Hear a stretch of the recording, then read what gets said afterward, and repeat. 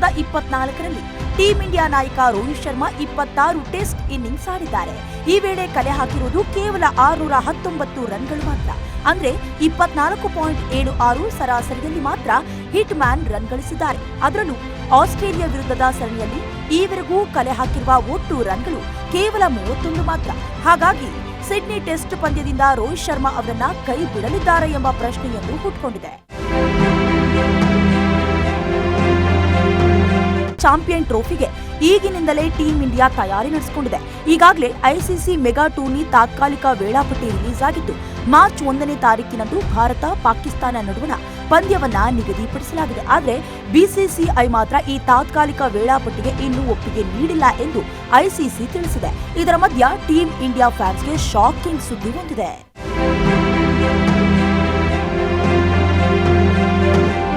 ಭಾರತ ಮತ್ತು ಆಸ್ಟ್ರೇಲಿಯಾ ನಡುವಣ border Gavaskar test ಸರಣಿಯ 5ನೇ ಪಂದ್ಯವು ನಾಳೆಯಿಂದ ಶುರುವಾಗುತ್ತೆ.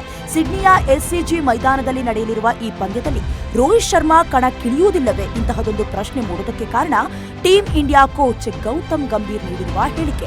ಸಿಡ್ನಿ ಟೆಸ್ಟ್ ಪಂದ್ಯಕ್ಕೂ ಮುನ್ನ ಸುದ್ದಿಗೋಷ್ಠಿಯಲ್ಲಿ ಕಾಣಿಸಿಕೊಂಡ ಗೌತಮ್ ಗಂಭೀರ್ಗೆ ನಾಳಿನ ಪಂದ್ಯದಲ್ಲಿ ರೋಹಿತ್ ಶರ್ಮಾ ಭಾರತ ತಂಡದ ಭಾಗವಾಗಲಿದ್ದಾರಾ ಎಂಬ ಪ್ರಶ್ನೆಯನ್ನ ಕೇಳಲಾಗಿತ್ತು.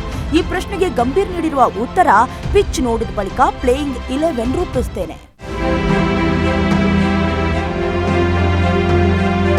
As I just said, we will have a look at the wicket and probably announce our playing 11 tomorrow. So you can't.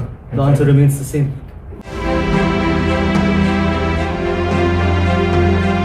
Captain Rohit ಶರ್ಮಾಗೆ ಈಗ 37 ವರ್ಷ. ಐಸಿಸಿ ಚಾಂಪಿಯನ್ ಟ್ರೋಫಿ ನಂತರ ಇವರು 38 ವರ್ಷಕ್ಕೆ ಕಾಲಿಡಲಿದ್ದಾರೆ.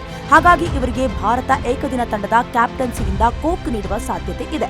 ಇವರ ಬದಲಿಗೆ ಟೀಂ ಇಂಡಿಯಾದ ಉಪನಾಯಕ ಶುಭ್ಮನ್ ಗಿಲ್ ಕ್ಯಾಪ್ಟನ್ಸಿ ಪಟ್ಟ ಕಟ್ಟಲಿದ್ದಾರೆಯಂತೆ.